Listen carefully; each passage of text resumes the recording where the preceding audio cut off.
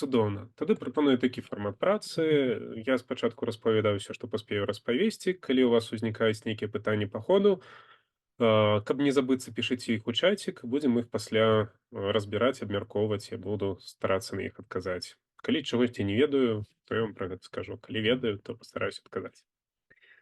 Значыцца, тэма, як ужо была агучана, грамадскі транспарт Беларусі, чым ён такі, як яго зрабіць лепей. У межах гэтай тэмы мы паразмаўляем проста пра асновы функцыянавання грамадскага транспарту Беларусі, то бишь на падставе якіх дакументаў ён працуе і гэтак далей. Ну, вось пра што мы будзем размаўляць, вы можете пабачыць на слайдзіку. Так, вось пра што сёння. Мы паразмаўляем пра мэты і функцыі, разбяремся ў стандартных і дакументах, паразмаўляем пра ролі дзяржаўных структур, пазнаёмімся крыху з канцэптам МААС, калі на гэта хопіць часу. Побачым будучыню беларускага транспарту вачыма супрацоўнікаў дзяржаўных структур у межах дзяржаўных праграм. І таксама крыху распавяду, як даследуюць попыт на паслугі транспарту. Вось. Ну, перайдзем непасрэдна ўжо да нашых пытанняў і тэмаў. Значит, для пачатку давайте прыгадаем, якія ўсё ж таки вы ведаеце, можете напісаць вось акурат у чацік, якія ведаеце вы віды грамадскага транспарту, то есть якія транспартныя сродкі ў нас адносяцца да грамадскага транспарту. Напішыце ў чацік.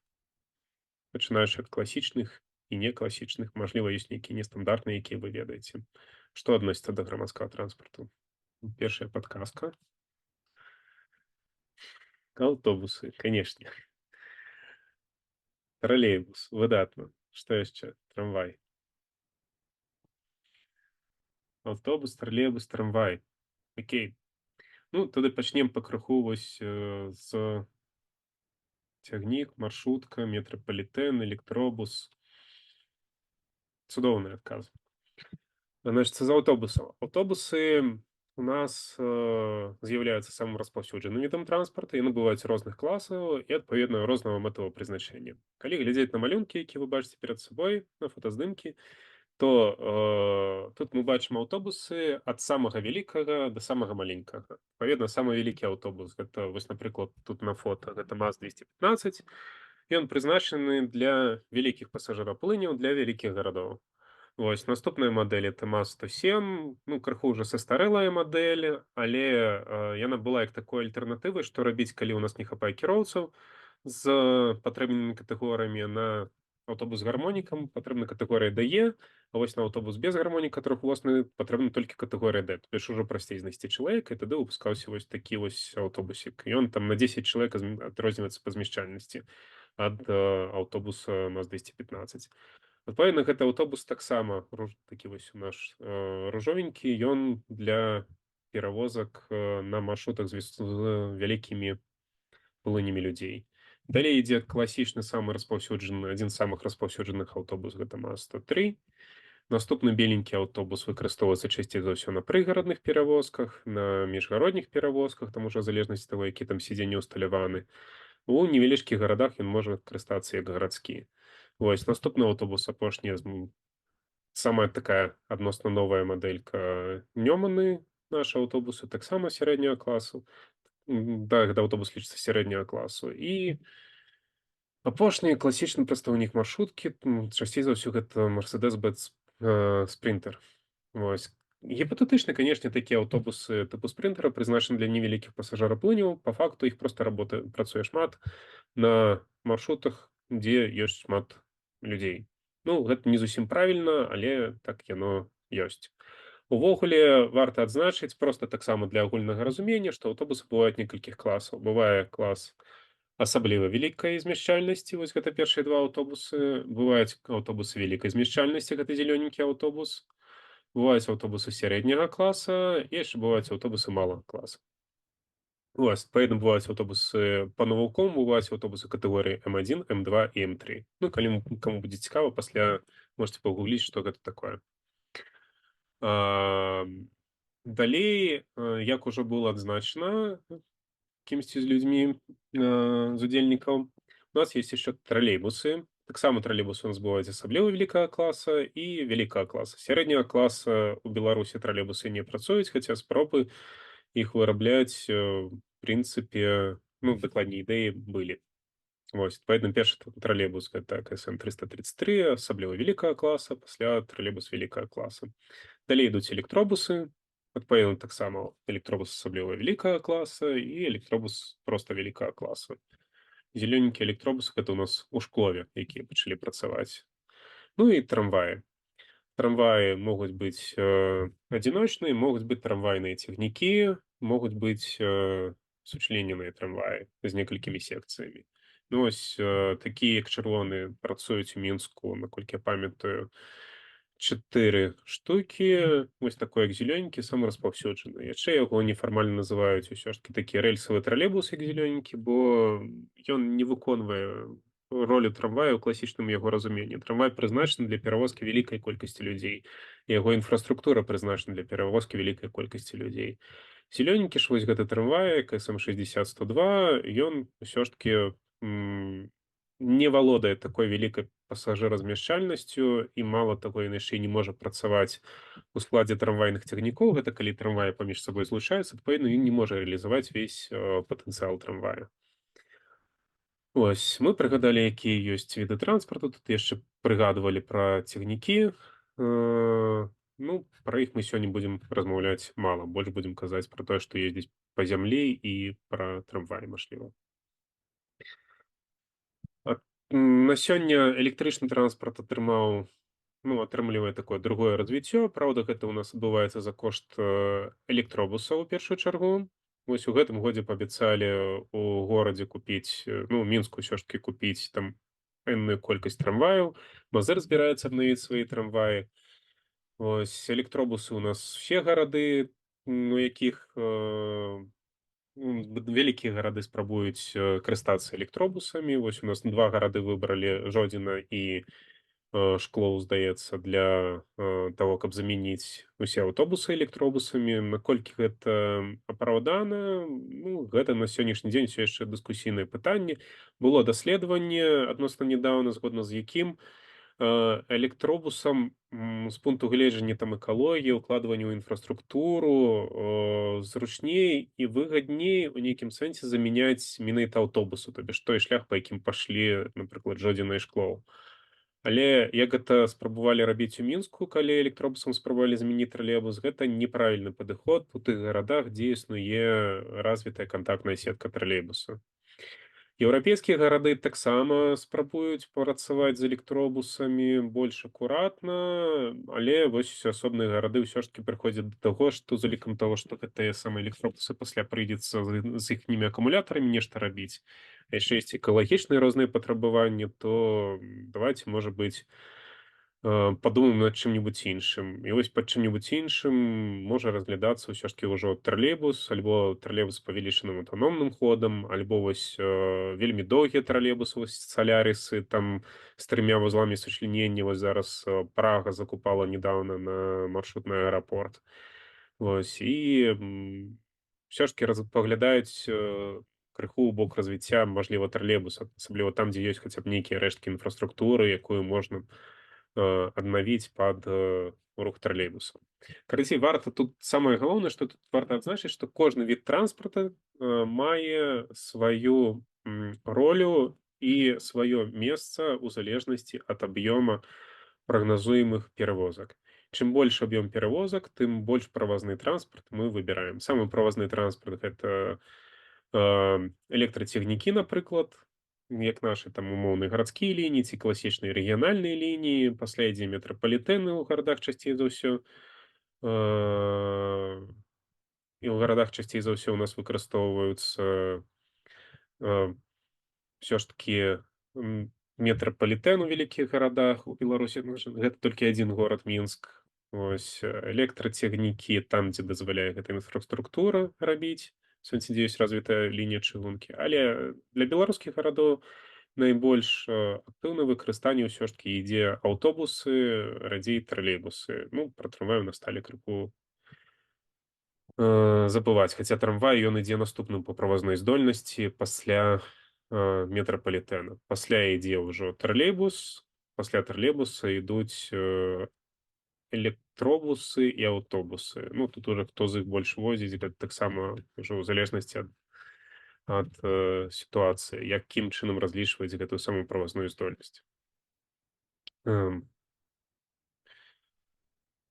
Значыць, дык што ж такое грамадскі транспарт? Калі капаўся па крыніцах, усё ж такі знайсці нейкае вызначэнне грамадскага транспарта там у нашых, як кажуць, айчынных крыніцах, замежных крыніцах, то высветлілася, што нейкага такога вызначэння, вось каб яно было дакладным і якасным, вось я не ведаю, жалезным, ну, не знаходзілася у дакументах, асабліва якія падпісваюць там розныя спецыялісты. І знайшліся такія вызначэнні. Адпаведна, што грамадскі транспарт гэта так, неад'емная частка нашага жыцця. Ён падтрымлівае рух людзей, працу, гарады, эканоміку, навакольнае асяроддзе, планету, здароўе чалавека. Ён прыносіць карысць усім кожны дзень і ўсюды. Гэта, напрыклад, вызначэнне такое з барселонскай дэкларацыі, да якой усім жадаючым арганізацыям прапануе далучыцца міжнародны саюз грамадскага транспарту. Вось там дано вось такое нефармальнае вызначэнне. Наступнае вызначэнне дае камбриджскі слоўнік. Гэта сістэма транспартных сродкаў, такіх як аўтобусы і цягнікі, якія працуюць у загадзя вызначаны час па фіксаваных маршрутах і выкарыстоўваюцца насельніцтвам. Для сябе грамадскі транспарт я абазначыў наступным чынам. Гэта сістэма, што аб'ядноўвае розныя віды пасажырскіх транспартных сродкаў, месцы ў якіх за абазначаную плату ці ў асобных выпадках без яе, доступны для здзяйснення паездак па загадзя вызначаных маршрутах і раскладу амаль любому чалавеку у адным транспартным сродку разам з іншымі пасажырамі. Гэта такі мікс розных вызначэнняў. Мэты і функцыі. З той прычыны, што ў нас не акадэмічная лекцыя, мэты і функцыі сістэм грамадскага транспарту прадстаўлю цытатамі простай мовай з некалькіх дакументаў. Так, згодна з той жа згаданай барселонскай дэкларацыі, грамадскі транспарт мае такія мэты.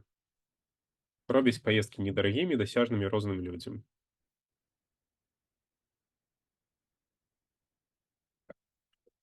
Мгм. Добрая інфраструктура грамадскага транспарту змяншае на дарогах колькасць асабістых аўтамабіляў, дазваляе месца для людзей. То бишь інвестыцыі ў грамадскі транспарт азначаюць, што з'яўляецца больш месца для гульняў дзяцей на вуліцы. Па сутнасці, інвестыцыі ў грамадскі транспарт паляпшаюць жыццё ў горадзе для ўсіх. Наступны тэзіс пра тое, што большасць паездак у грамадскім транспарце прадугледжвае пешую або веласіпедную прагулку, што спрыяе больш здароваму і такому, так бы мовіць, актыўнаму ладу жыцця. Лічыцца, што выкарыстанне грамадскага транспарту паляпшае якасць паветра, але тут варта адзначыць, што гэта адбываецца, калі грамадскі транспарт выкарыстоўваецца эфектыўна і згодна са сваімі функцыямі і прызначэннем. То бишь, калі адэкватна плануемым пасажыраплынем выкарыстоўваюцца адэкватныя транспартныя сродкі. Напрыклад, у пэўных расійскіх гарадах ёсць сітуацыя, калі людзей быццам бы хоча ездзіць шмат. Вось, але горад з нейкіх сваіх прычынаў не закупае ці там не прыводзіць да сябе на працу, не прыцягвае да сябе на працу ўладальнікаў вялікіх аўтобусаў, а там транспартныя прадпрыемствы ўжо даўно расфармаваны, вось ад іх там нічога не засталося, і ў выніку все запаўняюць тыя самыя маршруткі. Вось калі вельмі шмат маршрутак, гэта выяўна не спрыяе экалогіі, але ну, людзям, як кажуць, неяк трэба ездзіць.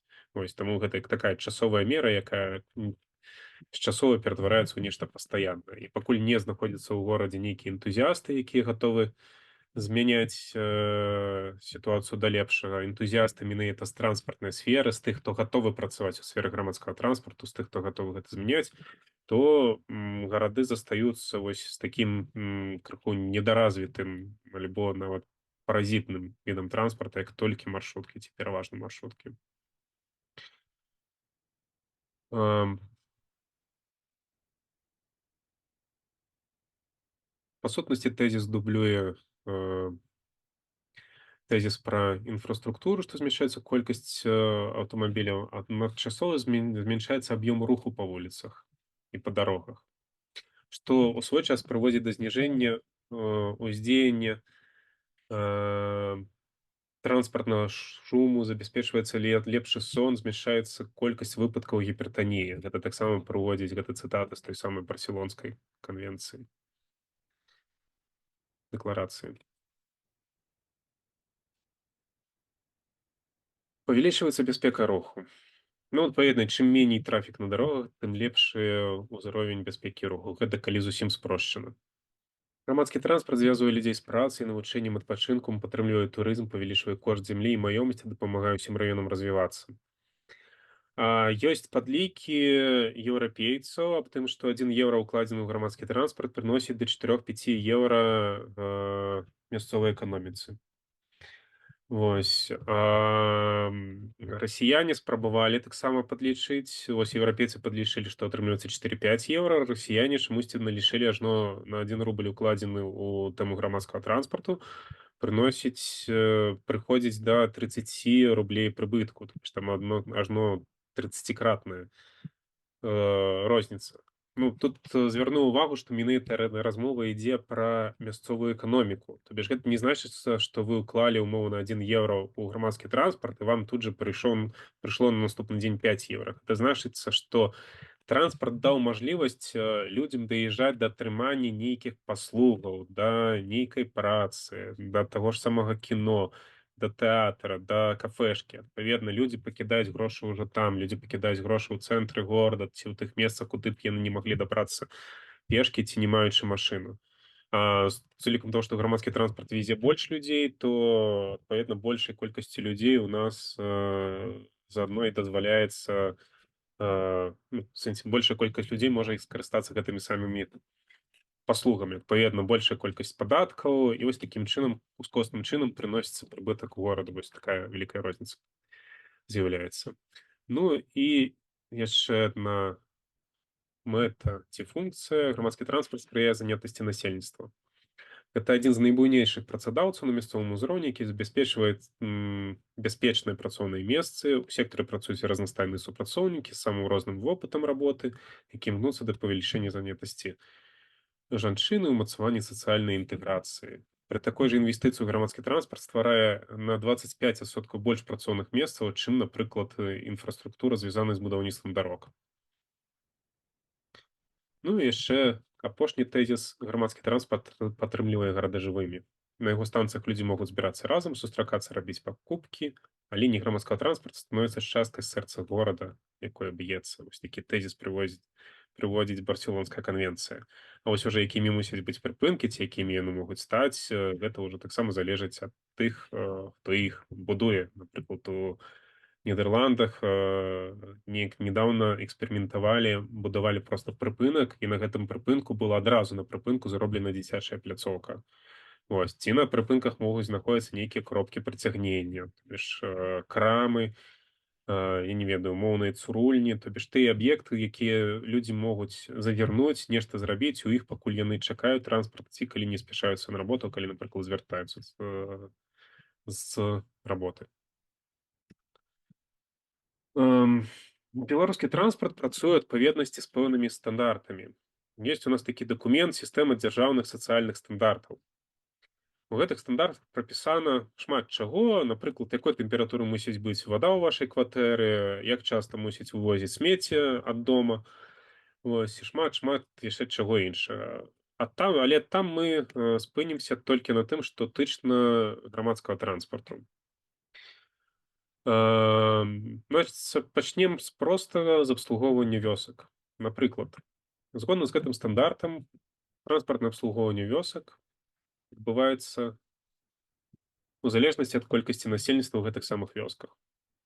Калі ў вёскі пражывае 20 до 50 чалавек, то ў такую вёску мусіць выконвацца не менш за 4 рэйсы на тыдзень. Што такое рэйс? Рэйс — гэта паездка аўтобуса ад пачатковага да канчатковага пункта. То бишь, адпаведна, калі пералічыць гэта на паездкі ў умоўны горад, то адзін рэйс гэта з'ездзіць у горад, другі рэйс гэта вярнуцца з горада. Вось, з улікам таго, што як звычайна арганізавана праца аўтобусаў, ну, у сэнсе, што аўтобус там зранку, напрыклад, робіць рэйс, і пасля робіць рэйс увечары. Ну, гэта найбольш зручна і лагічна для тых людзей, якія жывуць, якім патрэбна вось здзяйсняць такія паездкі ў горад. Вось, то вось такі рэйс туды-назад зранку, ён будзе называцца абаротным. То есть абаротны рэйс — гэта 2 рэйсы. Гэта 2 звычайных рэйсы. То бишь, пераводзячы на простую мову, атрымліваецца, што для насельніцтва ад 20 до 50 чалавек, для такого насельніцтва ў вёсцы, аўтобус мусіць прыехаць два разы на тыдзень, прыехаць у такую вёску. Вось. Ну, гэта мінімальны стандарт. Ніхто не кажа, што мінімальны стандарт, што абавязкова, каб колькасць рэйсаў была менавіта мінімальнай. В прынцыпе, так званы ёсць такая структура аператар перавозак, крыху пазней пра яе распавяду, можа вызначыць, што гэтых рэйсаў мусіць быць больш. І, в прынцыпе, калі людзі рэгулярна карыстаюцца грамадскім транспартам, вось у тым кірунку той самай вёсцы, то такі аўтобус будзе хадзіць. Калі людзі карыстаюцца рэдка, то, ну, хутчэй за ўсё, не будзе хадзіць. Ну, ці будзе хадзіць вось па гэтаму самому мінімуму. Наступная градацыя ў нас вёскі з колькасцю насельніцтва звыш за 50 чалавек. У такім выпадку у нас выконваецца не менш за 8 рэйсаў на тыдзень. Наступная градацыя аграгарадкі. Вось, калі ёсць аграгарадок, і яго колькасць насельніцтва больш за 1000 чалавек, то у нас мусіць выконвацца 28 рэйсаў за тыдзень. Па сутнасці, 28 рэйсаў за тыдзень, вось гэта можна лічыць, што гэта кожны дзень, як мінімум кожны будні дзень, аўтобус заедзе ў гэты аграгарадок 2 разы. Ну і адміністрацыя цэнтральных сельсаветаў 16 рэйсаў на тыдзень. Таксама тут ужо ідзе размова пра тое, што транспарт будзе заязджаць мінімум 2 разы на тыдзень, як мінімум у буднія дні. Звычайна, калі такія вялікія ўжо, адносна вялікія сельскія населеныя пункты, то транспарт туды ўсё ж такі ходзіць адносна рэгулярна. Пытанне ўзнікае, калі населеныя пункты малыя. Для гарадоў нарматывы прапісаны такім чынам, вось у выглядзе такой таблічцы. Ам, Для гарадоў і для гарадскіх паселішчаў, як бачым, залежнасць таксама ад колькасці насельніцтва, толькі тут ужо прапісана не колькасць рэйсаў, а тут прапісана колькасць аўтобусаў на пэўную колькасць тысяч чалавек. Да чаго гэта прыводзіць? Насамрэч, вось такое распісванне колькасці аўтобусаў, яно вельмі неінфарматыўна і яно аб'ектыўна амаль ні пра што не кажа. То бишь, мы можам сказаць, для прыкладу, вось проста згодна з гэтым нарматывам. Тут не распісаны, не канкрэтызаваны ні час, ні дні працы транспарту, ні максімальныя, ні мінімальныя інтэрвалы руху. Можа быць, нейкія стандарты па колькасці людзей, які мусяць ехаць у гэтым транспарце. Пра стандарт пра гэта нічога не кажа. Да чаго гэта прыводзіць? Што фармальным выкананнем такого пазначанага на слайдзе стандарту для горада з колькасцю насельніцтва, напрыклад, у 29 тысяч чалавек, можа быць наяўнасць у горадзе ў мясцовых перавозчыкаў 3 аўтобусаў. Ну, бачым градацыю ад 10 до 30 тысяч чалавек, адзін аўтобус на 8 тысяч чалавек. Адпаведна, 8 тысяч, 29 дзелім на 8, атрымліваецца 3 там з хвосцікам. Адпаведна, ну, хай будзе 4 аўтобусы. Вось. Па той прычыне, што тут не пазначана катэгорыя аўтобуса. Як мы ўжо казалі ў раёне першага слайда, што аўтобусы у нас бываюць катэгорыі М1, М2, М3, то адпаведна атрымліваецца, што тут могуць быць проста ў гэтым горадзе 3 маршруткі, ну, 3 мікрааўтобусы. І гэта будзе выкананнем стандарту. Больш за тое, з улікам таго, што не прапісана, як яны мусяць працаваць, у сэнсе, колькі рэйсаў на дзень выконваюць, там, з якімі інтэрваламі і гэтак далей, калі гэтыя аўтобусы будуць выконваць хаця б адзін рэйс на тыдзень, што выяўна недастаткова для абслугоўвання горада, то будзе лічыцца, што стандарт выконваецца. Ну, стандарт прапісаны такім чынам. Ну, але варта адзначыць, што па факту, ну, то бишь на практыцы, калі ўсё ж такі размова ідзе пра вялікія гарады, то там усё ж такі транспарт падбіраецца пад пасажыраплыне. Калі ідзе размова пад малыя гарады, то там звычайна і грошаў мала у транспартнікаў, і мажлівасцяў мала, таму калі там транспартныя прадпрыемствы існуюць, то яны ўжо хоць неяк спрабуюць выпрацоўваць і спрабаваць забяспечыць тую самую патрэбу ў перавозках. Калі ў горадзе няма маршрутак, то транспарт будзе працаваць больш-менш нармальна. Калі ў горадзе ёсць маршруткі, то у прадпрыемстваў бывае спакуса такая: давайте мы на іх усё спіхнем, яны ж грошаў не патрабуюць. Вось у мінскай вобласці, напрыклад, у Дзяржынску ёсць праблемы з дзяржаўным грамадскім транспартам, бо там на прадпрыемстве праблемы з кіроўцамі. Вось у Віцебскай вобласці ў паставах, напрыклад, тыя ж самыя праблемы. Ну, увогуле праблема з кіроўцамі гэта вялікая праблема на сённяшні дзень шматлікіх гарадоў Беларусі, і не толькі. І ў Расіі праблемы з кіроўцамі аўтобусаў, і ў Еўропе праблемы з кіроўцамі аўтобусаў. Пытанне проста, што ў кожнай з гэтых краінаў розныя заробкі і, адпаведна, розныя патрабаванні да тых самых кіроўцаў. Ну, але праблемы ёсць, таму не ўсе гарады могуць пацягнуць тое, што ім трэба. Але працягнем па стандартам. Есть такі панятак па стандарту: зона ахопу населеных пунктаў з колькасцю жыхароў ад 20 чалавек да 3 кіламетраў.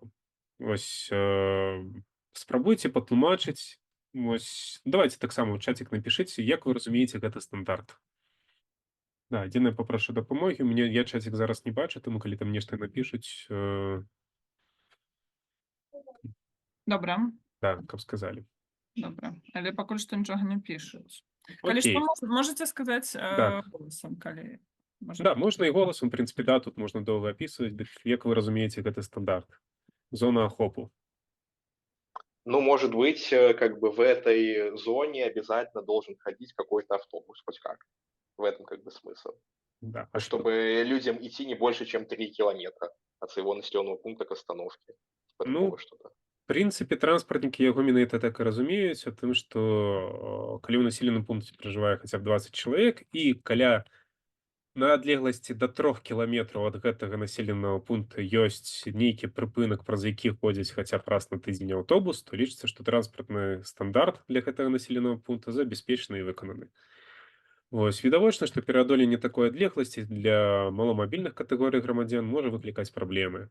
Пры гэтым стандартам не прапісана, як гэтую адлегласць варта разлічваць. То бишь ёсць варыянты. У нас ёсць прыпынак, ад гэтага прыпынку мы можам мераць адлегласць у 3 кіламетры па паветру. Яшчэ не ведаю, проста па прамой. Мы можам мерыць гэтую адлегласць па дарогам.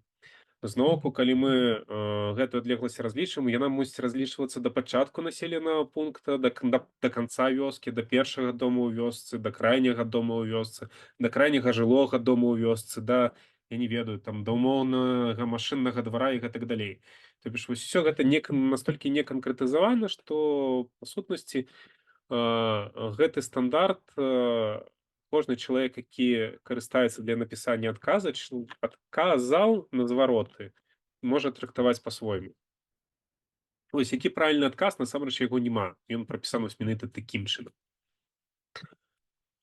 Калі ж у населеным пункце пражывае менш за 20 чалавек, тады сацыяльным стандартам транспартнага абслугоўвання такого населенага пункта не прадугледжваецца. На мой погляд, гэта праблема наших сацыяльных стандартаў, таму што нават калі ў населеным пункце пражывае адзін чалавек, ён усё роўна мусіць мець доступ да таго самага грамадскага транспарту. 1, 2, 3 чалавекі. Тут ужо пачынаюць узнікаць пытанні проста, якім чынам гэтую дасяжнасць транспарту можна забяспечыць. З беларускіх прыкладаў ёсць такі варыянт. У пастаўскім раёне Віцебскай вобласці ў свой час неабыякавы намеснік начальніка аддзела перавозак аб'ехаў сельскія населеныя пункты па адным з самых працяглых маршрутаў прыгараднага аўтобуса і дамовіўся са старастамі вёсак на такі механізм абслугоўвання.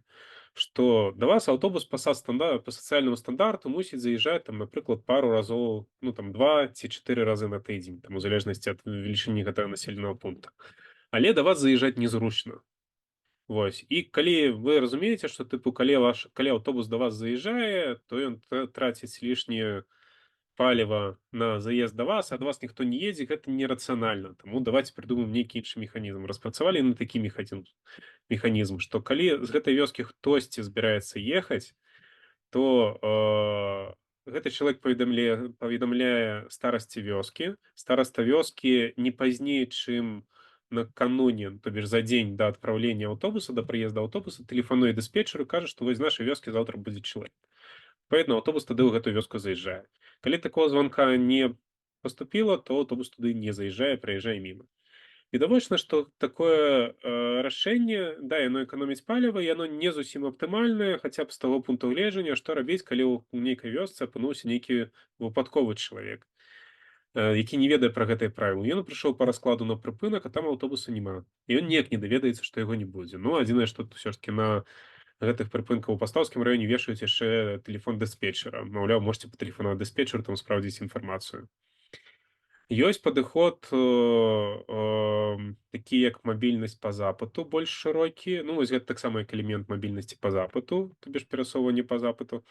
Вось, які заключаецца ў тым, што чалавек з адвольнага населенага пункта, куды па традыцыі, ну, куды там па раскладу не кожны дзень заязджае аўтобус, ці ўвогуле не заязджае, можа патэлефанаваць па вызначаным нумары тэлефона і транспарт туды прыедзе. Не абавязкова, што гэта будзе аўтобус, гэта можа быць таксі, гэта можа быць легкавы аўтамабіль, але яго будзе дастаткова, каб гэтага чалавека завесці ў горад, ну, ці вярнуць назад. І чалавек заплоціць па тарыфу як за грамадскі транспарт, а не за таксі. А розніцу паміж тарыфам на грамадскі транспарт і на таксі заплоціць, напрыклад, горад, бо гораду гэта ўсё роўна будзе танней, чым аплочваць, напрыклад, заезд вялікага аўтобуса туды кожны дзень у гэты самы населены пункт. Хаця адтуль, ну, там штодзень ніхто не ездзіць, а абслугоўвацца ён мусіць. Вось, ёсць такі варыянт абслугоўвання. Ну, увогуле тут можна думаць, выбіраць нейкія яшчэ іншыя варыяцыі, але гэта вось пытанні, яны вырашаюцца звычайна вось ужо падчас комплекснай прапрацоўкі, там абслугоўвання тых ці іншых населеных пунктаў. В прынцыпе, такая мабільнасць па запыту, яна працуе заадно і ў гарадах. Вось, бываюць такія аддаленыя раёны ад асноўных магістраляў, куды незручна чымсьці заязджаць, і там пражывае малая колькасць людзей. Вось, адпаведна, тады у такія раёны таксама арганізоўваць, могуць быць арганізаваны там нейкія шатлы, бусікі, які працуюць, ну, напрыклад, у адным з еўрапейскіх гарадоў, там прапрацоўваецца сістэма, калі у пэўным раёне горада у людзей ёсць пэўны мабільны дадатак. Калі чалавек хоча ехаць, ён у гэтым дадатку пазначае, што ён хоча ехаць, і за ім заязджае тады праз нейкі час аўтобусік, які збірае такіх людзей са ўсяго раёна, з тых кропак, дзе людзі пазначылі, і падвозіць да вялікага транспарта, на якім ужо можна працягнуць сваю паездку, да вялікага аўтобуса, там, ці трамвая, ці там да нейкага прыпынку, з якога можна ўехаць у большую частку горада. Далей па стандартам транспарт абслугоўвання садовых таварыстваў таксама не прадугледжана. Але тут ёсць, як заўжды, нюанс. Нюанс заключаецца ў тым, што нягледзячы на тое, што іх быццам бы і не трэба згодна са стандартам абслугоўваць. Па іншым стандартам, каля садовых таварыстваў пры будаўніцтве гэтых садовых таварыстваў мусіць будавацца транспартная інфраструктура. В сэнсе аўтобусныя прыпынкі, напрыклад, і разваротнае кола, калі садовае таварыства знаходзіцца ў такім тупічку. Вось. Адпаведна, гэта будуецца. І плюс да таго, людзі, які ездзяць у садовае таварыства, звычайна гэта гараджане. А гараджане звычайна больш сацыяльна актыўныя. Адпаведна, больш сацыяльна актыўныя людзі здольны выбіць сабе заезд таго ці іншага аўтобуса, ці каб да іх усё ж такі на лецішча хадзіў аўтобус. Хаця заўжды можна прапанаваць і прапрацаваць такі варыянт, праца аўтобуса па дамове, гэта будзе даражэй. Вось, і не ўсе на гэта пагаджаюцца, і не ўсе ведаюць пра такую мажлівасць, і не хочуць задумвацца, бо пад аўтобусы на замову трэба зрабіць значна больш дзеянняў і больш зарганізавацца. А пад звычайны аўтобус трэба проста яго выбіць, каб ён працаваў ужо па усталяваным раскладзе. Таму у нас дачныя аўтобусы, нягледзячы на тое, што яны не абавязаны па стандарту быць, яны працуюць па факту і працуюць рэгулярна, звычайна з красавіка па кастрычнік. Шмат у якія садовыя таварыства на Меншчыне, на Гомельшчыне, на Магілёўшчыне, ну, у шматлікіх гарадах. Міжгароднія маршруты. Значит, есть у нас вот такое такі длинное вызначэнне нарматыў абслугоўвання на маршрутах міжгародніх, унутрыабласных аўтамабільных перавозак у рэгулярным злучэнні.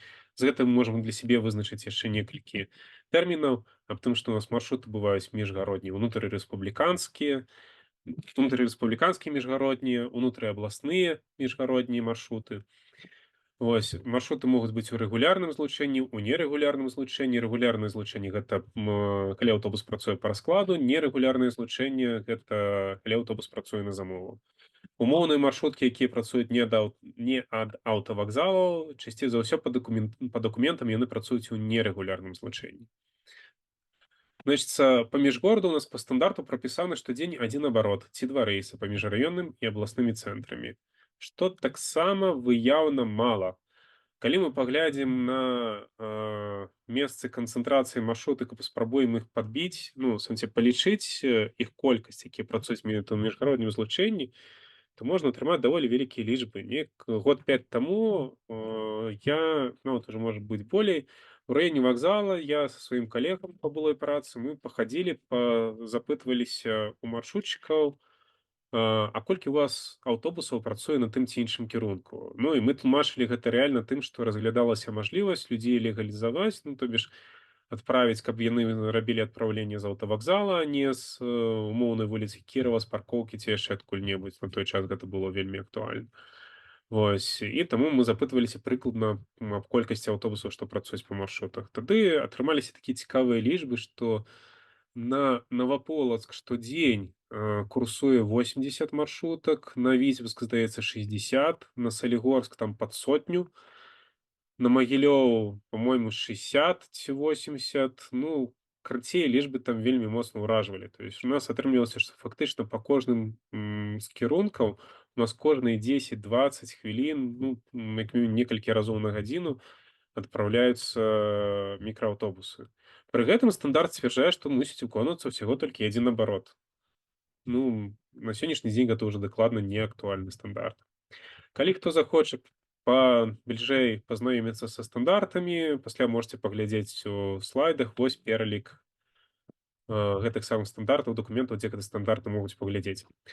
Можна паглядзець. Адзінае, што пра стандарты яшчэ закрану такі момант аб тым, што ёсць рэспубліканскі стандарт, а ёсць лакальныя стандарты, то бишь аблвыканкамы і мінскі гарвыканкам маюць права, па сутнасці не толькі права, але і абавязак распрацоўваць свае ўласныя стандарты. Гэтыя стандарты, у прыватнасці, у тым ліку і датычна грамадскага транспарту, не мусіць быць горш за рэспубліканскі. Ну, як мы ўжо пабачылі, рэспубліканскі цяжка зрабіць горшымі. Адпаведна, гэтыя стандарты аблвыканкам і мінскі гарвыканкам могуць зрабіць лепшымі, то бишь больш пасажыра чалавекаарыентаванымі. На практыцы часцей за ўсё амаль што ўсе выканкамы перадралі рэспубліканскі стандарт з нейкімі касметычнымі зменамі і нічога туды лепшага не ўнеслі. То бишь ніхто не сказаў, што давайце вось у нас на тэрыторыі будзе транспарт працаваць лепей. Хаця аблвыканкам, любы аблвыканкам па сутнасці мае такое права зафіксаваць гэта ў стандарце. Вось, і транспарт тады мусіць будзе працаваць на гэтай тэрыторыі сапраўды у лепшай якасці.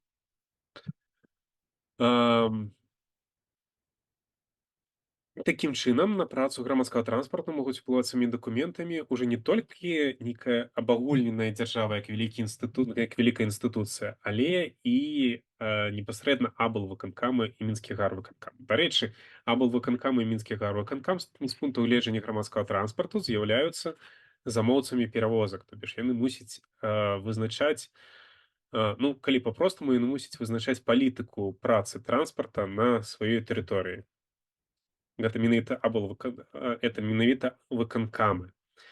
Але часцей за ўсё аблвыканкамы ў абсалютнай большасці выпадкаў, насамрэч нават выключэнняў я не ведаю, яны дэлегуюць гэтыя абавязкі на ўзровень ніжэй. Гэта могуць быць альбо райвыканкамы, і там ствараюцца адпаведныя аддзелы транспарта, дзе працуе 1-2 чалавекі, ці і адначасова паўнамоцтвы дэлегуюцца аператарам перавозак. Аператар перавозак — это такая структура, якая па сутнасці за аблвыканкам вызначае палітыку працы транспарта на пэўнай тэрыторыі. Што значыць палітыка працы транспарту? Гэта які транспарт мусіць працаваць, у сэнсе там аўтобус, тралейбус, трамвай. Якая мадэль, у сэнсе аўтобус вялікай змяшчальнасці, сярэдняй, асабліва вялікай. Згодна з якім раскладам. па якіх маршрутах, з якімі інтэрваламі і гэтак далей. То бишь усе пытанні, якія датычны менавіта арганізацыі работы транспарту, іх вырашаюць у нас аператары. Аператары у нас есть ва ўсіх абласцях. Мінску ёсць аператар свой, у Мінскай вобласці ёсць аператар, у Віцебскай вобласці, Гомельскай, Гродненскай, Магілёўскай, Брэсцкай вобласці. У Гродненскай вобласці, наколькі я памятаю, іх таксама 2 штукі. Ёсць адзін аператар працуе на горад, арганізуе працу грамадскага транспарту ў горадзе, другі аператар арганізуе працу грамадскага транспарту на тэрыторыі вобласці. То бишь аператар — гэта наступная прыступка пасля замоўцы. Аблвыканкамы — гэта ёсць замоўцы. А вось далей ужо пасля аператара ідуць непасрэдна перавозчыкі. Па сутнасці, функцыяй перавозчыка з'яўляецца проста вас вазіць. Выпусціць аўтобус на лінію згодна з раскладам, які даў аператар, згодна з маршрутамі, якія распрацаваў аператар. Па сутнасці, перавозчык проста возіць. Перавозчык не вызначае працу транспарта, не вызначае расклад, не вызначае інтэрвалы. Ну, в сэнсе, непасрэдна ён, па ідэі, гэтым не мусіць займацца, але на практыцы ў Беларусі такое бывае, што перавозчыкі робяць расклады так, як ім зручней, а аператары пасля гэтай расклады зацвярджаюць. Вось, ну, гэта практыка. Вось. Але ў тэорыі пытаннямі раскладу, пытаннямі арганізацыі працы мусяць займацца менавіта аператары. Апроч стандартаў існуюць яшчэ іншыя дакументы, якія рэгулююць там некаторыя аспекты транспартнай інфраструктуры. Напрыклад, прыпынкі па-за горадам. На слайдзе вы мусіце пабачыць, чым яны мусяць быць абсталяваны. Калі захочаце пакапацца глыбей, есть такое ТКП 45303/19/2006 «Автомобильные дороги. Нормы проектирования».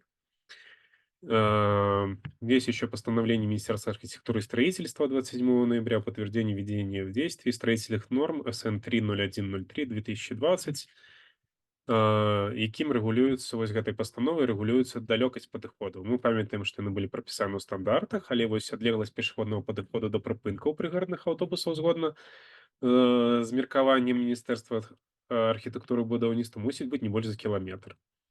Зноўку, вось гэтыя лічбы і вось гэтыя разбежкі. Вось тут кіламетр. Мы памятаем, што было пра 3 кіламетры. В прынцыпе, можна карыстаць таксама сваю карысць, калі вы гатовы адстайваць, гатовы змяняць транспарт у вашым месцы жыхарства да лепшага. То бишь, калі да вас далёка, вы можаце спаслацца на гэтую пастанову і паспрабаваць такім чынам аргументаваць, чаму вы не мусіце ісці 3 кіламетры, а мусіце ісці толькі кіламетр. Прыпынкі ў населеных пунктах рэгулююцца іншым стандартам, дарогі аўтамабільныя вуліцы, вось, ну, маюць прыкладна падобныя характарыстыкі. Так, я гляжу, што мы ўжо 43 хвіліны, трэба паскарацца. Адлегласці паміж прыпынкамі. Ось прапісаны такія адлегласці, як вы бачыце на слайдзе.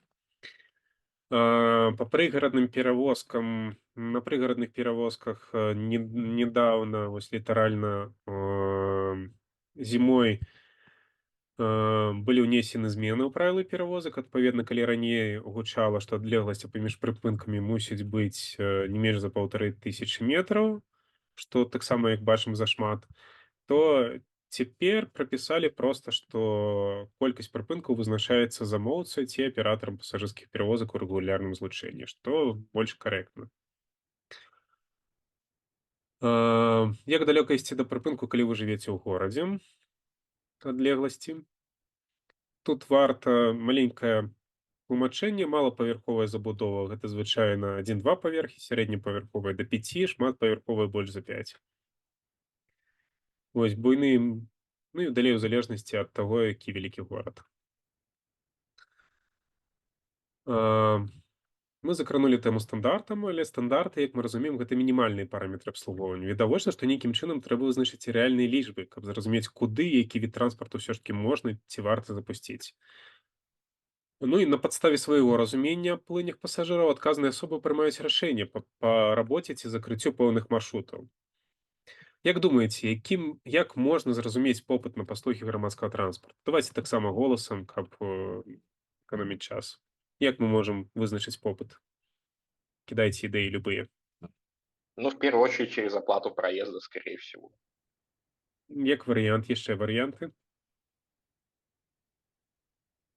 Но еще я знаю, ну, это, по крайней мере, используется в маршрутках, но это больше там с целью, может, не спрос, а чтобы там водители себе в карман деньги не ложили. Там они ставят какие-то лазерные датчики на входе и таким образом считают, как бы, кто зашел. Такое есть. Мгм.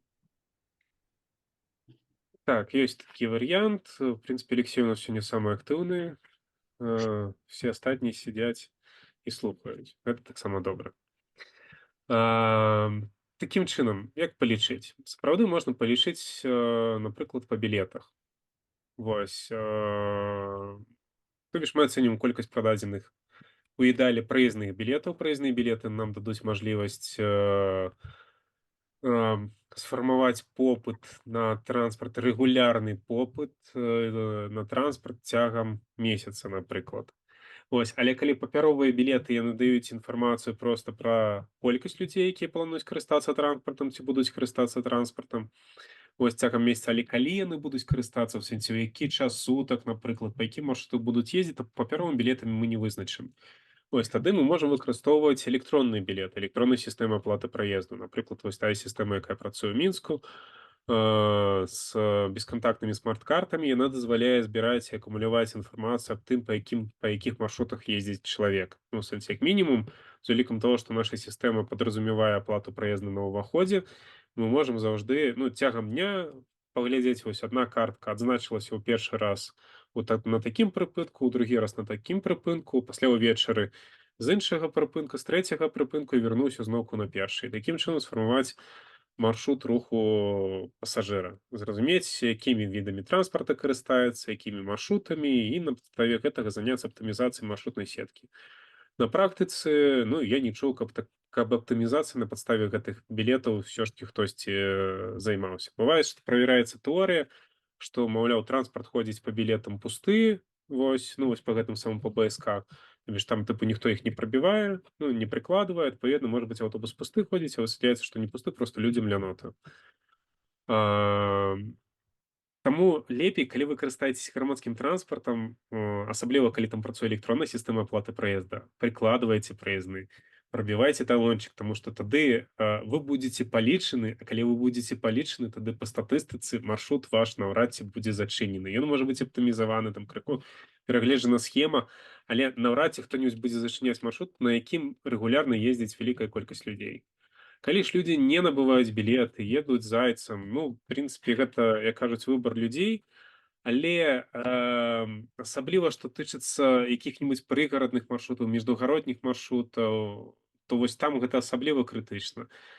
Бо вы плаціце наяўнымі грашыма, кіроўца, напрыклад, вам не даў квіточак, ці вы сказалі, не трэба, пакінь сабе, ці яшчэ што-небудзь, як гэта робяць даволі часта бабулькі. Вось, да чаго гэта прыводзіць? Кіроўца падае пад канец змены так адзін дакумент, у якім фіксуецца колькасць прададзеных білетаў. Колькасць прададзеных білетаў супадае з той колькасцю, якая была прабіта па касе. То бишь высвятляецца, што па тым ці па іншым маршруце, напрыклад, ніхто не ездзіць, ці на маршруце катаюцца там 5-10 чалавек. Гэта вельмі мала. І адпаведна перавозчык, калі не хоча капацца глыбей, вось, ці аператар, правільней сказаць, ён можа прыняць на падставе гэтага рашэння, тым, што маршрут будзе зачынены. Вось, калі ж усё ж таки ёсць неабыякавыя людзі ў такіх перавозчыкаў ці аператараў, яны яшчэ праводзяць дадатковае вывучэнне, яго можна правесці, напрыклад, яшчэ натурнымі метадамі. Вось, і высвятляецца, што ўсё ж таки людзі ездзяць шмат, вось проста пытанне ёсць па ходу да кіроўцы. Бо былі сітуацыі з таго, што мне распавядалі былыя калегі па рабоце, што правяраюць аўтобус па колькасці прададзеных білетаў, там штодзень у сярэднім ездзіць 10 чалавек. Паехалі кантралёры працаваць, высветлілася, што там ездзіць не 10, а 80. Гэта, здаецца, быў маршрут Новагойск. Тая ж самая гісторыя з маршруткамі. На маршрутках білеты не прабіваюць. Там, канешне, ніхто іх з-за таго, што там ездзіць мала людзей, аператар не будзе ініцыяваць закрыццё маршрута, але гэта можа ініцыяваць непасрэдна сам перавозчык, калі там сапраўды карыстаецца мала людзей. Калі ж там людзей карыстаецца шмат, а білецікі не прабіваюць, ну, часцей за ўсё Гэта наўрад ці на што-небудзь паўплывае, апроч таго, што пасажыры не будуць мець, напрыклад, страхавога забеспячэння у выпадку там нейкіх здарэнняў, дарожна-транспартнага здарэння. Таму лепей для сябе менавіта прабіваць тыя самыя білецікі і фіксаваць тое, што вы ўсё ж такі карыстаецеся. Вось Мінск у хуткім часе, Мінская вобласць у хуткім часе таксама будзе ўводзіць у сябе БСК па аналогіі з Мінскам. Недавно ў Мінску ўвялі улік і льготнікаў, то бишь ім раздалі льготныя праездныя білеты вось такія на БСК, таксама з улікам того, што проста за льготную катэгорыю транспартнікам пакрываюцца выдаткі на іх перавозку. Адпаведна, вось такія праездныя дазваляюць падлічыць такіх людзей. Варыянты, як можна стымуляваць набываць білеты. Спыняцца на гэтым я зараз не буду.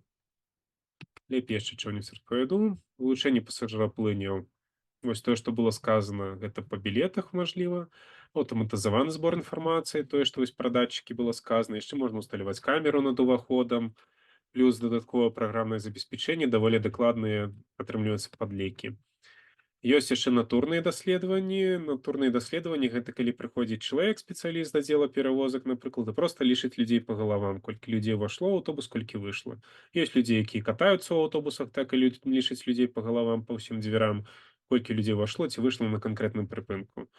Ёсць анкетны метад, распрацоўваецца спецыяльная анкетка, распаўсюджваецца на буйных прадпрыемствах, людзі там пазначаюць, адкуль куды яны ездзяць, апісваюць свой дзень учарашні, і ў прынцыпе на падставе гэтага можна пасля сфармаваць таксама меркаванне, наколькі трэба перагледжваць маршрутную сеть. І ёсць варыянт апытання. Апытанне гэта калі да вас на прыпынку падыходзіць чалавек і проста таксама вас распытваецца тым, як куды чаго ехаць. Так, да каго звяртаемся? Значит, такім чынам, калі у вас праблема ёсць з транспартнымі сродкамі, то бишь тым, што аўтобус не памыты, брудны, зламаўся, звяртаемся да перавозчыка. Калі пытанні па інфраструктуры ці па якасці абслугоўвання, звяртаемся да аператара ці да замоўцы. Калі праблема з персаналам, звяртаемся да аператара ці да перавозчыка. Вось каротенька невялічкая схема. Нарматыўныя дакументы, на якіх можна пачытаць, на падставе чаго мусіць працаваць транспарт. Крыху пра перспектывы згодна з дакументамі. І на гэтым, напэўна, будзем крыху скончыць, каб застаўся час крыху на пытанні. Значит, ёсць у нас шэраг дзяржаўных праграм, яны прыведзены на слайдзе, і некалькі дадатковых дакументаў, у якіх так ці інакш закранута тэма грамадскага транспарту. Адразу адзначу, што нейкага комплекснага дакумента, дзе папісвалася комплексна апісваліся падыходы да працы грамадскага транспарту, в прынцыпе, няма. Ёсць адна з падпраграм, напрыклад. І вось у гэтай падпраграме прапісаны вось такія тэзісы. Адказ на пытанне літаральна. Як стварыць камфортную умову для пасажыраў? Можете сабе заскрыніць, абдумаць. Ну, ці пасля паглядзець прэзентацыю, ці пасля гэтага зможам абмеркаваць. Кирилл, а можете не паспяшацца? Час яшчэ ёсць, калі... Хорошо. Ну, мне засталось яшчэ 10 слайдаў. Спадзяюся, што мы паспеем усё, што хочам. Значит, як стварыць камфортную умову для пасажыраў?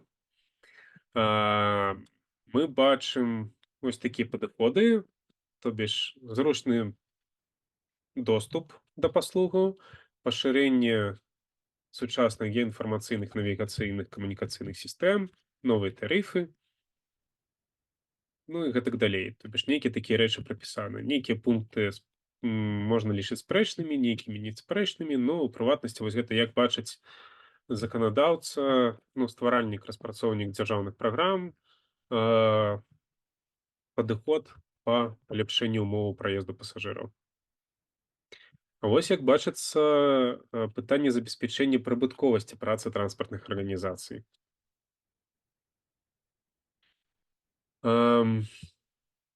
Тут у нас даўно ўжо хочуць зрабіць так, каб грамадскі транспарт быў акупаемы на 100%. Ну, то бишь, калі чалавек плаціць за праезд, і гэта 100% пакрывае выдаткі на працу грамадскага транспарту. Гэта не зусім правільны падыход у дачыненні да грамадскага транспарту, бо гэта элемент сацыяльнай інфраструктуры. То бишь грамадскі транспарт нельга разглядаць замкнута сам па сабе.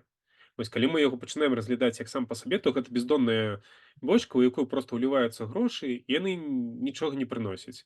У той час, калі мы пачынаем разглядаць транспарт у комплексе гарадской інфраструктуры, ці яшчэ зараз модна казаць пра так называемы план устойлівай гарадской мабільнасці, то тады транспарт пачынае прыносіць, ну, у сэнсе, як элемент этой інфраструктуры ў комплексе, ён пачынае прыносіць тыя прыбыткі, пра якія мы казалі таксама у районе першых слайдаў. Там 5 еўра прыбытку на 1 еўра ўкладзеную інфраструктуру, ці там 30 рублей расійскіх прыбытку на 1 рубль укладзены ў інфраструктуру мабільнасці. Ну, тут часцей за ўсё ідзе размова менавіта не на ўкладанне ў грамадскі транспарт, а менавіта на ўкладанне ў інфраструктуру мабільнасці. Мабільнасць гэта ўсе мажлівыя спосабы перасоўвання ў горадзе, то бишь гэта акурат комплексны падыход да развіцця грамадскага транспарту.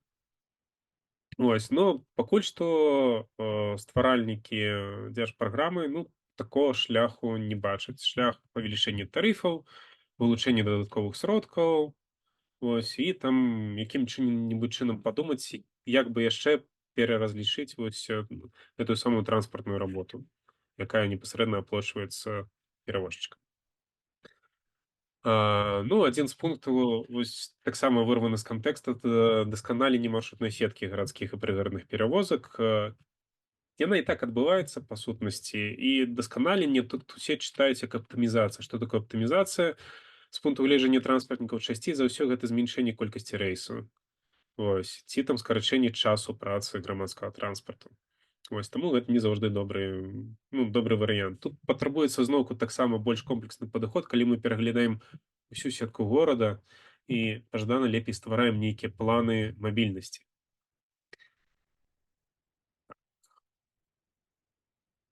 Бяспека руху забяспечваецца вось такім чынам. Лічбавыя тахографы і кантроль. Всё, больш нічога для бяспекі руху у нас не трэба згодна з дзяржаўнымі праграмамі. Такім чынам, каб забяспечыць нармальную працу грамадскага транспарту, трэба разглядаць яго ў комплексе з гарадской інфраструктуры. Гэта можна рабіць у межах такіх дакументаў, як план устойлівай гарадской мабільнасці. Гэта комплексны дакумент, які рэгулюе все мажлівыя спосабы перасоўвання чалавека звычайна у гарадах. То бишь туды ўваходзіць і пешы рух, і веласіпедны, і там сродкі індывідуальнай мабільнасці, нашы самакаты, гіраскутары і гэтак далей, легкавыя аўтамабілі, аўтобусы, тралейбусы, трамваі, ўсё гэта разглядаецца ў комплексе. І тады мы маем нармальны падыход да развіцця таго ці іншага віду транспарта. Калі ў нас гэта не разглядаецца ў комплексе, то мы прыходзім да сітуацыі, калі на прыкладзе Мінска былі гісторыі, калі дае перавагу легкавым аўтамабілям, бо даі імкнецца забяспечыць высокую прапускную здольнасць дарогі, але прапускная здольнасць дарогі лічыцца ў колькасці прапушчанага транспарту. То бишь, што праз пэўны адрэзак дарогі мусіць праехаць, напрыклад, там 1000 аўтамабілей за гадзіну. Вось. Але правільна лічыць не колькасць аўтамабіляў ці аўтобусаў, а правільна лічыць колькасць людзей, якую прапускае тая самая дарога. Калі мы пачынаем лічыць людзей, тады відавочна становіцца ў прыярытэце больш правазныя віды транспарту. Тады мы пачынаем даваць рэальны прыярытэт, мы зацікаўлены тым, каб даваць рэальны прыярытэт грамадскаму транспарту. Вось, бо ён перавозіць большую колькасць людзей.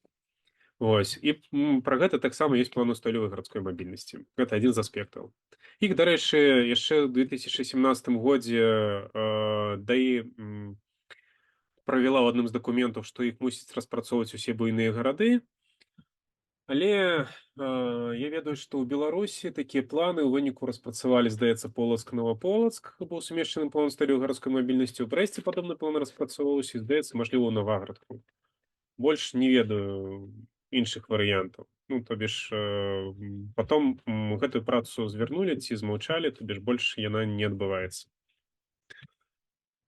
Пра МААС. Ёсць такі модны, правильно сказаць, напэўна, модны канцэпт. МААС расшифроўваецца мабільнасць як паслуга. Вось. Сэнс канцэпту у тым, што у тым, што чалавек мусіць у адным нейкім дадатку, напрыклад, мабільным, ці там на нейкім канкрэтным сайце атрымаць максімальную колькасць паслугаў вось за адзіны кошт. То бишь, напрыклад, я набываю там один білет, які мне дазваляе праехаць ад дома да вёскі ў Салігорскім раёне по аднаму білету, пры гэтым скарыстаўшыся уначы таксі да вакзала для першага рэйса, пасля міжгароднім аўтобусам, пасля прыгарадным аўтобусам, пасля местным лакальным аўтобусам, калі там у гэтай вёсцы ў гарадку ёсць свой транспарт. Усё гэта па адным білеце за адзін кошт. Ось канцэпт лічыцца модным, шмат з якіх гарадоў яго спрабавалі, але ну, вось у Беларусі яго яшчэ не развівалі. Вось нейкі прарадзіцель гэтага канцэпту можа быць умоўна там Яндекс Транспарт, напрыклад, яны на базе Яндекс на сваёй базе развіваў гэты канцэпт у Маскве. Ось у нас усе віды транспарту зараз спрабуе аб'яднаць мабільны дадатак Транспарт-бай. Вось, але ўсё роўно ён, напрыклад, сам па сабе не дазваляе набыць гэты білет. Ён дазваляе спланаваць падарожжа амаль па ўсёй Беларусі, але не дазваляе там набыць білет на ўсю паездку. Ось, таму гэты канцэпт пакуль што так разглядаецца. Ёсць уже гарады, якія гэты канцэпт паспрабавалі ў Еўропе і сказалі, не, ўсё ж таки ён нам не зайшоў, таму што людзі перасталі карыстацца такім, ну, в сэнсе, яны не модны, ну, не падабаецца людзям такі варыянт. Вось, і тут уже даследчыкі спрабуюць зараз высветліць, а ў чым жа праблема, бо быццам бы ўсё добра, вы атрымліваеце ўсе паслугі там у адным месцы па аднаму квітку. Адно з меркаванняў, якое агучваецца, чаму гэта не працуе, што паслуга, вось гэта агульная транспартная паслуга каштуе даволі дорага атрымліваецца. Яна акурат мусіць быць з вялікімі зніжкамі, але сама па сабе яна працуе, ну, сама па сабе яна атрымліваецца даволі дарагой, таму людзі прызвычаліся самі выбіраць. Такім чынам, мабільнасць як паслуга аб'ядноўвае паміж сабой розныя віды транспарта, ось, і пасажыра, які хоча гэтымі відамі транспарта скарыстацца. Ён не мусіць мець 10 дадаткаў, ён мае адзін дадатак, адзін плацёжны сродак і карыстаецца гэтым самым грамадскім транспартам.